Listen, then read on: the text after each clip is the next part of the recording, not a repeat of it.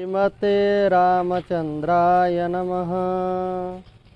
हम आप सबका परम सौभाग्य है काशी विश्वनाथ जी के नगरी में बैठकर, श्री विश्वनाथ जी के चरण में बैठकर श्री गंगा के किनारे पर भगवान के अनंत गुणों को चर्चा करने का सौभाग्य मिल रहा है, सुनने का सौभाग्य मिल रहा है।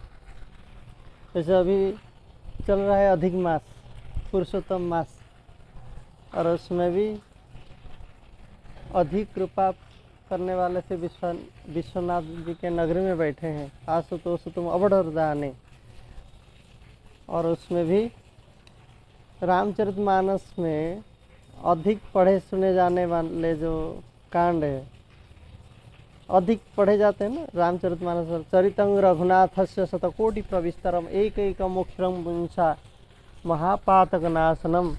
एक एक अक्षर में मुक्ति देने वाले सामर्थ्य है रामचरित जिस कथा में। इसका जो अधिक पढ़े जाने वाले, तो अधिक फल देता है, इसलिए तो अधिक पढ़ा जाता है इसको। तो सुंदरकांड, उसी का कथा हम सुनने बैठे हैं। सुंदरे किन्न सुंदर, सुंदर में तो सभी सुंदर ही है, तो उसका थोड़ा भूमिका किष्किंधाकांड से चर्चा कर लेते हैं। चतुर्दिगों में, चारों दिशा में वानर को भेजा गया। सुग्रीव सबको यही निर्देश दिए कि चारों दिशा में जाओ, मास दिवस करो, मास दिवस मह आएहु भाई। मास एक जनक सुता कहूँ खोज हो जाई, मास दिवस मह आएहु भाई। एक महीना में आ जाओ सब ढूंढ के। तो चारों दिशा में बानर गए थे, लेकिन 3 दिशा से वापस आ गए। उत्तर, पश्चिम, उत्तर और पूर्व, ये तीनों दिशा से बानर वापस आ गए। ये वापस आ गए क्यों? बढ़िया सुंदर बात है।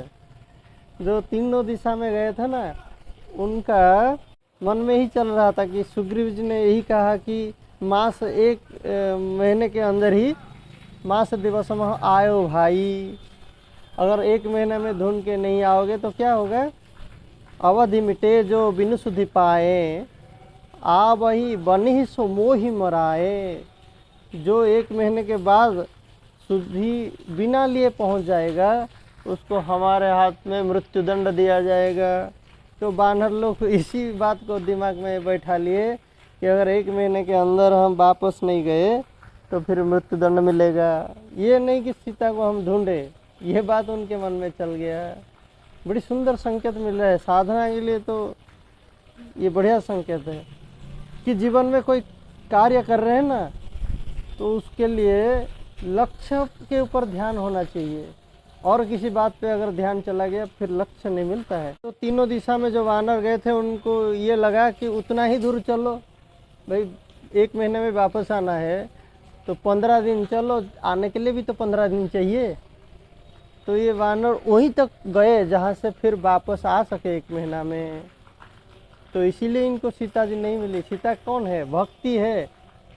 जैसे मुक्ति निरादर भगति लुभाने, जिस भक्ति को पाने के लिए जन्म जन्म बिता देते हैं मुनि लोग, उस भक्ति को पाने के लिए साधना कितना करना पड़ता है। तो यहाँ पे ये संकेत मिल रहा है कि भाई भक्ति प्राप्ति में जो खोज है ना, भक्ति को प्राप्त करने के लिए जब निकले तब उसमें अपने आप को खो जाना है, उसमें अपने आप को पूरा विलीन कर देना है। भक्ति प्राप्त के लिए सब कुछ भूल जाना है। भक्ति क्या, संसार में कोई भी चीज़ आपको पाना है तो उसके लिए जब आप अपने पूरा सारा मेहनत नहीं लगाओगे, पूरा मेहनत नहीं लगाओगे, तभी तो वो नहीं मिलता है। इसके लिए एक बढ़िया दृष्टांत आता है। वो वैसे कहानी तो विक्रम बेताल का है, आप इसको सामान्य मत सोचिए। ये कहानी जो हमको तो ऐसे सुनने को मिला कि ये अमेरिका की यूनिवर्सिटी में ये पढ़ाया जाता है। सोचिए, भारत का जो कहानी छोटे छोटे बच्चे को सुनाया जाता है, वहाँ पे वो बड़े बड़े यूनिवर्सिटी में पढ़ाया जाता है। और हमको बोलते हैं कि हमारा यहाँ पे है ही क्या, ये सब पुराण पूजा पाठ है, ये सब क्या जानते हैं। जिनका पूजा पाठ और दूसरे को प्रसन्न जैसा लगता है, सामान्य सा लगता है, उन्हीं से ये कहानी सीखा जाता है, उन्हीं का कहानी वहाँ पे पढ़ाया जाता है। इसलिए यहाँ का जो आध्यात्म विद्या, इसको कोई ऐसे समझ नहीं पाएगा। इसमें बहुत सूक्ष्मता से जब देखेंगे तभी समझ में आता है। उस कहानी में एक गुरुजी के पास 3 शिष्य पढ़ रहे थे और बढ़िया पढ़ रहे थे। तीनों चरित्रवान थे, तीनों रूपवान थे, तीनों विद्या भी बहुत सुंदर पढ़ रहे थे, इतना कि तीनों के तीनों बराबर एकदम। तो गुरुजी इतना प्रसन्न हो गए कि इतना योग्य शिष्य कहाँ मिलेगा। तो उनके एक कन्या थी, तो उस कन्या को इन्होंने सोचा कि इन्हीं तीनों में से किसी के साथ विवाह करवा दिया जाए। तो भाई किसको साथ में, तीनों के तीनों ही श्रेष्ठ है, तीनों किसी के कोई कम ही नहीं है। तो गुरुजी तो सोच में पड़ गए। वो बोले बेटी अपने कन्या को ही बोल दिए कि तुम जिसको वरण करोगे उसी के साथ तुम्हारा विवाह हो जाएगा। तो कन्या भी तीनों वो भी उलझ गई कि किससे विवाह करो, क्योंकि तीनों के तीनों चरित्रवान श्रेष्ठ रूपवान भी थे, विद्या तो तीनों का श्रेष्ठ ही विद्या था, तीनों एकदम बराबर थे। और तीनों शिष्य भी इसको पत्नी रूप में पाने के लिए इच्छा रखते थे। तो ऐसे कोई नहीं कि ये नहीं चाह रहे तो इनको छोड़ दो, दूसरे को विवाह कर लो। तो वो भी निर्णय नहीं कर पाई। ऐसा हुआ कि वो जैसे आत्महत्या या कुछ हो गया तो उसका जान निकल गई। वो कभी कभी ऐसे भी होता है, सोचते सोचते प्राण चला जाता है। तो ऐसा कुछ हुआ, उसका मृत्यु हो गया। तो उसके बाद वो तीनों शिष्यों का भी जो हाल हुआ, एक तो पागल ही हो गया उसके विरह में, वो कन्या को प्राप्ति नहीं हो पाया इसका विरह में, वो पागल हो गया। और एक दूसरा जो शिष्य था उसने एक मंत्र ढूंढने के लिए चला गया कि ऐसा कोई मंत्र मिले जिससे इस कन्या को हम फिर से जीवित कर दें, क्योंकि उस समय ऐसा मंत्र भी था, संजीवनी मंत्र। तो तीसरा जो शिष्य था उसने एक तेल के कुंड बनाया, उसमें उस कन्या का शरीर यत्न से रखा, सेवा करता रहा कि जब वो लाएगा वो मंत्र जीवित करेंगे। तो ऐसे ही कुछ दिन बीता, तो वो जो ढूंढने के लिए गया था उसको मंत्र मिल गया, वो वापस आया और उसको फिर से जीवित करवा दिया, जीवित हो गई वो कन्या। अब बेताल पूछ रहा है राजा को, बताओ वो कन्या किसको मिलना चाहिए, क्योंकि इसने जीवित कराया उसको मिलना चाहिए, जिसने उसका तेल कुंड, अगर शरीर नहीं रखता तो फिर जीवित कैसे होता। तो इसलिए बताओ किसको मिलना चाहिए, आप लोग सोचिए किसको मिलना चाहिए। कितना बढ़िया सुंदर बात इसमें रखा गया है, कितना बढ़िया शिक्षा है इसमें। तो राजा ने उत्तर दिया, आप लोग जो सोचिए सोच रहे रहने दीजिए। तो राजा उत्तर दिया कि जिसने पागल हो गया था उसी को कन्या मिलना चाहिए, क्योंकि जिसने जीवित किया, प्राण उसमें संचरित कर दिया, वो तो उसके पिता समान हो गया, क्योंकि प्राण पिता से ही प्राप्त होता है। आत्मा वही जायते पुत्र, तो वो पिता समान हो गया। जिसने उस शरीर का रक्षा किया था, शरीर का सेवा किया था, वो तो पुत्र समान हो गया, क्योंकि वो पुत्र का धर्म है सेवा करना शरीर का, माता पिता का। लेकिन जिसने पागल हो गया था, वो अपना सब कुछ खो बैठा था, वही योग्य है उसको पाने के लिए।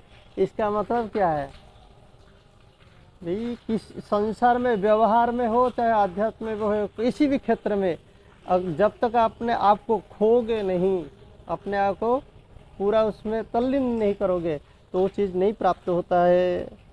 तो यही चीज़ दक्षिण दिशा में जो वानर गए थे उनमें देखने को मिला।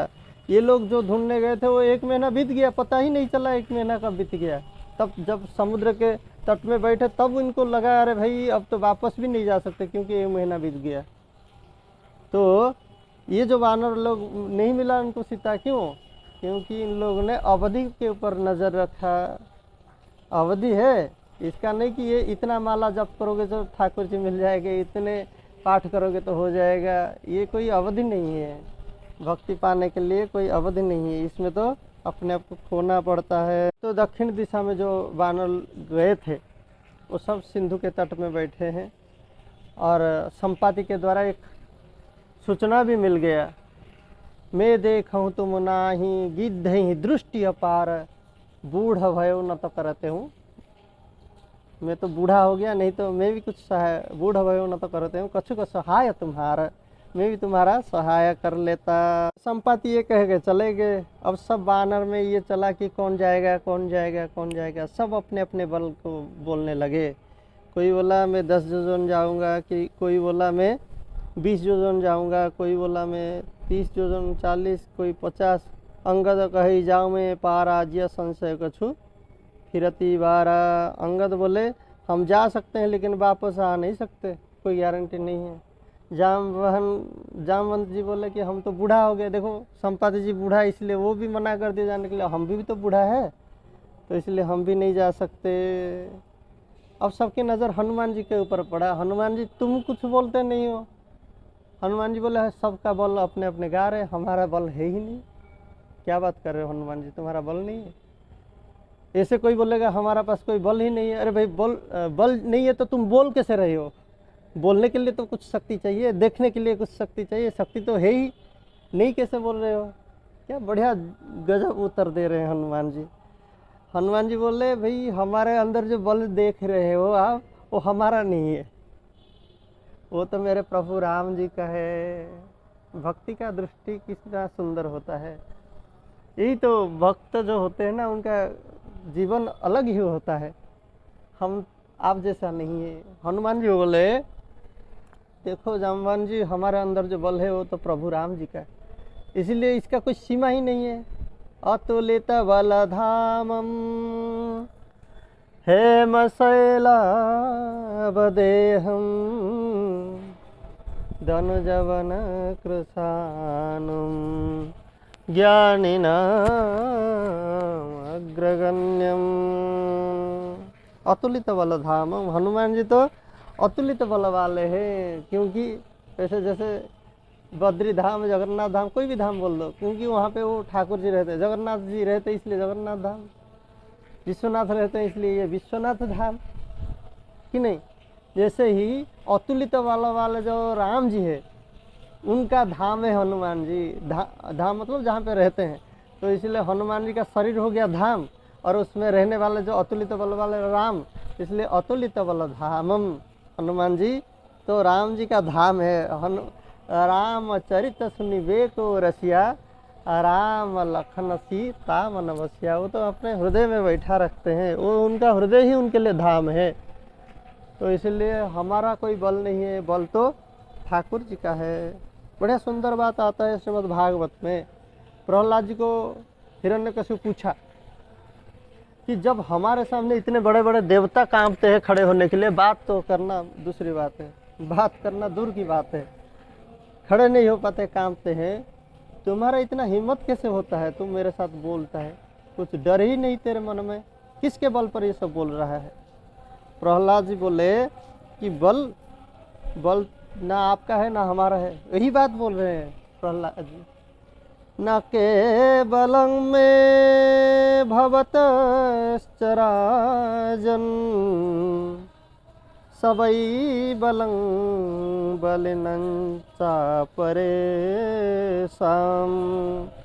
परे बरेमि स्थिरजंगमाये ब्रह्मादये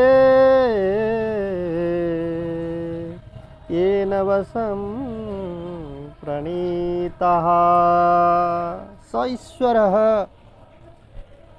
न केवलं में भवतश्च राजन। मेरा नहीं तुम्हारा, ये सारा जगत का ही जो बल देने वाला है। सवै बलं बलिनं चापरेषां, तो स्थिर जंगम जड़ चेतन सब में जो कुछ है उन्हीं का तो है, इसीलिए मेरे प्रभु का ही बल तो है। हनुमान जी देखिए यही बात कर रहे हैं। जब लंका में पहुंच गए, रावण पूछा कि किसके बल पर तुम इतने उत्पात कर रहे हो, मेरे अशोक वाटिका उजाड़ दिए, किसके बल पर, तुम हमको जानते नहीं हो, डरते नहीं हो, हमारा नाम सुने नहीं हो। तो हनुमान जी बोले कि बल तुम्हारा कहाँ है, बल तो हमारे राम जी का है, तुम्हारे अंदर भी जो बल है वो हमारे राम जी का है। यही भक्ति का दृष्टि है। हनुमान जी बोल रहे तुम्हारे अंदर भी जो बल है, क्या बोलते हैं, जाके बल लवले सते जीते उचराचर झारी तासु दूत में जा करी हरियाणे हो प्रिय नारी। जाके बल लवले सते, बल माने जैसे पानी बाल्टी रख दिए ना, उसके ऊपर एक आवरण पड़ जाता है पूरा पतला सा, उसी को लेस बोलते हैं। सोचो सागर है बल का, और उसका इतना लेस मात्र बल पाके तो त्रिभुवन विजय हो गया। ऐसे बल वाले, अतुलित बल वाले, उन्हीं का ही तो हम दूत है। तो पूछ रहा है किसका बल पर, तो तू किसका बल पर त्रिभुवन विजय हो गया। तो ऐसे ही भगवान का बल है। संसार में किसी के पास कोई बल है ही नहीं, एकमात्र प्रभु के बल पर सब संसार नाच रहा है। तो ऐसे ही हनुमान जी बोले हमारा कहाँ बल है, सब बल है इसलिए अपना अपना बोल रहे हैं। ये हनुमान जी चुप है, तो जामवन को लगा हनुमान ही जा सकते हैं, क्योंकि मुद्रिका तो इन्हीं को भी प्राप्त था। और जामवन बोलने लगे कि है हनुमान जी पवन तनय बल पवन समाना, बुद्धि विवेक विज्ञान निधान, कवन सो काज कठिन जग माही, जो नहीं होई तात तुम पाही, कवन सो काज। पवन तनय वाला पवन समाना, पवन नंदन हो तुम हनुमान जी, इसलिए तुम ही जा सकते हो। तो हनुमान जी क्या बोलते हैं, उठे ही नहीं, क्योंकि भाई पवन देवता भी वहाँ पे झाड़ू लगा रहे हैं लंका में। तो नौकर के बेटा बन के जाएंगे तो नौकर ही बनना पड़ेगा, क्या इज्जत मिलेगा लंका में। इसलिए पवन नंदन बन के नहीं जाना चाहते हैं। बोले कोई बात नहीं, तुम्हारे भी अंदर इतना बल है, कवन सो काज, कोई काज तुमसे कठिन ही नहीं है हनुमान जी, तुम जाओ। फिर अपने बल पे भी नहीं जा रहे हनुमान जी।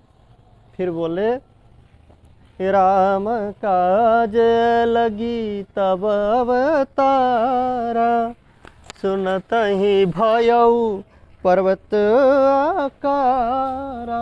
यही सुन के उठे हनुमान जी, राम काज लगी अवतार तब अवतारा। हम आपको कोई प्रभु का काम कहने के लिए, कोई सेवा कहने के लिए बोल दे, करने के लिए बोल दे, तो हाँ बहाना खोजते ये है वो है ये है। लेकिन प्रभु का कार्य करने के लिए कैसा होना चाहिए, हनुमान जी तुरंत उठ के खड़े हो गए और विराट हो गए। जब कोई प्रसन्न होता है तो शरीर फूलने लगता है, शरीर थोड़ा मोटा हो जाता है। तो इतने प्रसन्न हो गए राम कार्य करने के लिए हनुमान जी, तो लगा कि एक दूसरा पर्वत खड़ा है। तो ऐसे ही हनुमान जी तैयार हो गए जाने के लिए। अब जामवन को पूछने लगे कि बताइए जामवन जी, हमको अब क्या करना है।